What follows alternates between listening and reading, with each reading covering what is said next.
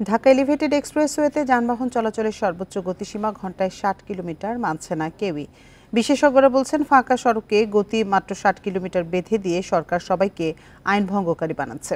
অবশ্য গতিসীমা বাড়ানোর কথা বলছেন সড়ক সচিব। নগদের কাছে সব গ্রাহকই প্রিয়, তাই তো সারা দেশে ক্যাশ আউট চার্জ সবচেয়ে কম।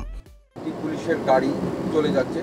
ঢাকা এলিভেটেড এক্সপ্রেসওয়েতে যানবাহন চলাচলের সর্বোচ্চ গতিসীমা ঘন্টায় 60 কিলোমিটার ঠিক করেছে সড়ক বিভাগ, কিন্তু তা মানছে না কেউই।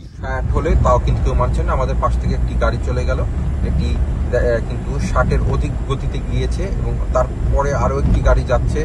বিশৃঙ্খলা না কমিয়ে গতির লাগাম টেনে কখনো দুর্ঘটনা কমানো সম্ভব নয় বলে মনে করেন বিশেষজ্ঞরা। তারা বলেন, গতি কমিয়ে সড়ক ব্যবহারের সুফল কমানো হচ্ছে।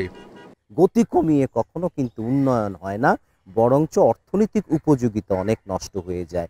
ঢাকা এলিভেটেড এক্সপ্রেসওয়েতে 2টা দুর্ঘটনা ঘটেছে, কারণ জানলাম না, দিয়ে দিলাম 60 কিলোমিটার পার আওয়ারে। আমি দ্ব্যর্থহীন ভাষায় বলতে পারি, কোনো গাড়ি 60 কিলোমিটারে চলে না। প্রতিটা ড্রাইভারকে আমি ভায়োলেটর বানাচ্ছি। সড়ক সচিব জানান, ঢাকা এলিভেটেড এক্সপ্রেসওয়েতে যানবাহনের গতি পর্যবেক্ষণ করা হচ্ছে।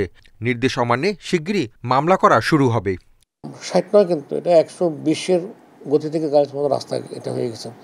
যে সমস্ত ড্রাইভার সচেতন তারা মেনে চলছে, যারা অসচেতন তারা হয়তো অনেক সময় মানছে না।